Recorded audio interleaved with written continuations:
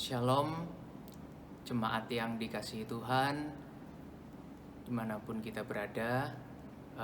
Saat hari ini kita akan merenungkan kebenaran firman Tuhan dengan tema hidup ini adalah kesempatan.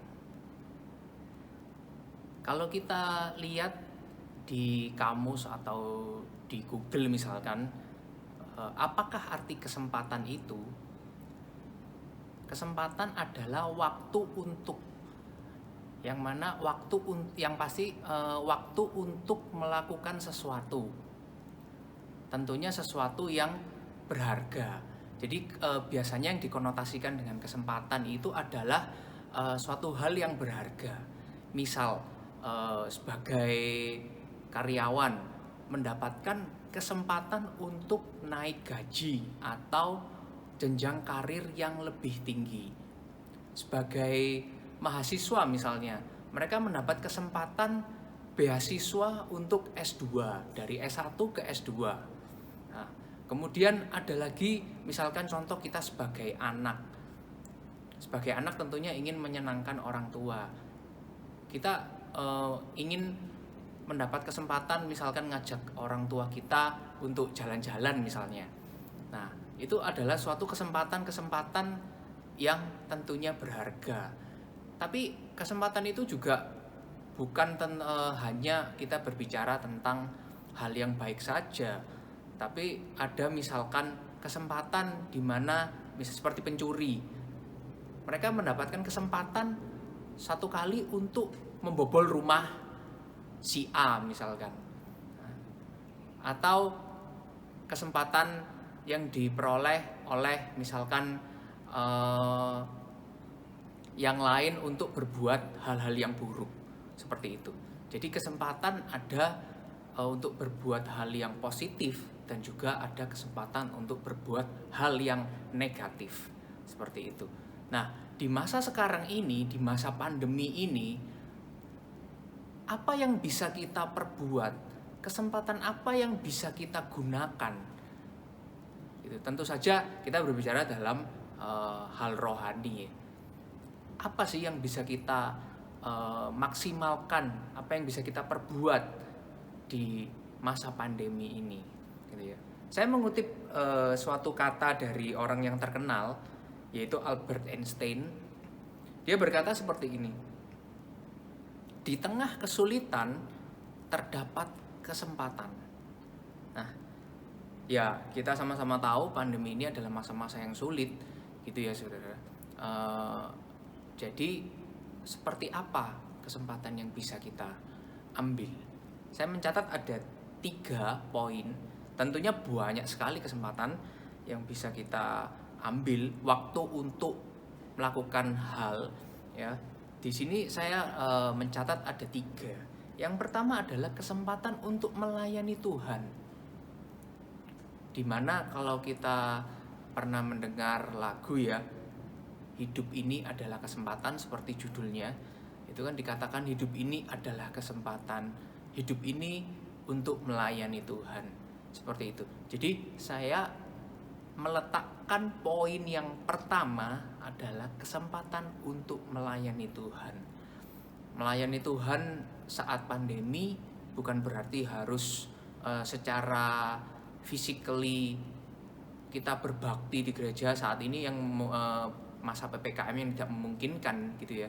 Tapi bisa saja melayani Tuhan dari rumah seperti itu, bisa melalui telepon seperti itu, dan banyak macamnya ya. Jadi yang pertama adalah kesempatan untuk melayani Tuhan. Yang kedua adalah kesempatan untuk beribadah lebih tekun lagi.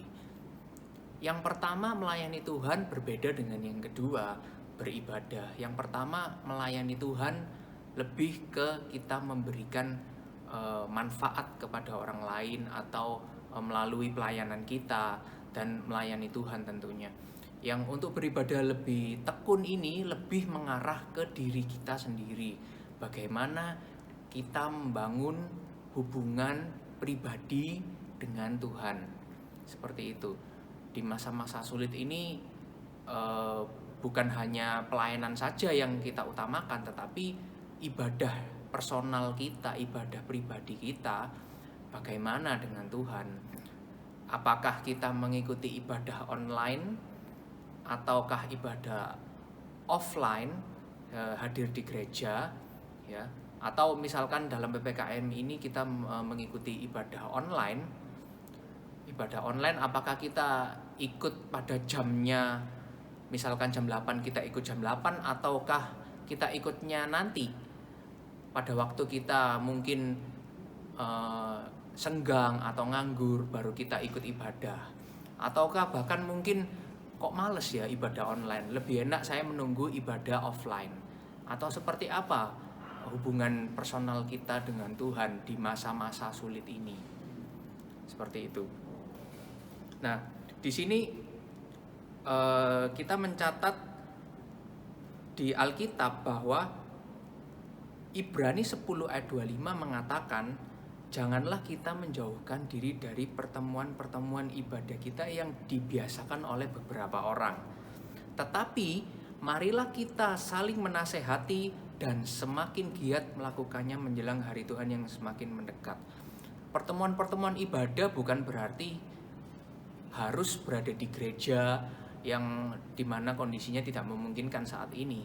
Tetapi melalui ibadah online, melalui pujian, kita tetap dapat bersekutu, beribadah dalam hal ini. Lalu saya lanjut ke poin yang ketiga, yaitu adalah kesempatan untuk berbuat baik. Berbuat baik, menolong, memberi. Di Lukas 6 ayat 36 mengatakan bahwa hendaklah kamu murah hati, sama seperti Bapamu adalah murah hati. Nah, tentu saja kita mencontoh Tuhan kita, Yesus Kristus.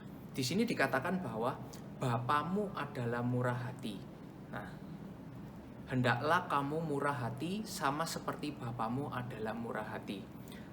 Sekali lagi, menurut kamus, arti murah hati adalah suka memberi. Arti lainnya adalah tidak pelit, gitu ya. Seperti ya kita ketahui di Alkitab, banyak sekali perbuatan Tuhan selama Tuhan Yesus melayani di dunia ini, mujizat-mujizat yang Dia lakukan, ya, semuanya menunjukkan bahwa Tuhan kita itu murah hati, tidak pelit, seperti itu ya, saudara. Lalu kemudian ditegaskan lagi di Galatia 6 ayat 10, karena itu selama masih ada kesempatan bagi kita, marilah kita berbuat baik kepada semua orang, tetapi terutama kepada kawan kita seiman. Nah, dari dua ayat ini ditegaskan benar-benar bahwa berbuat baik, memberi, menolong itu bukan suatu hal yang susah gitu ya saudara, tetapi semuanya itu berdasarkan dimulai dari kemauan.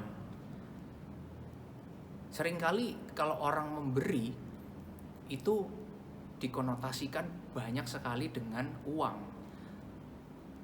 tetapi tidak seperti itu. Memberi, berbuat baik atau menolong itu tidak selalu dengan uang.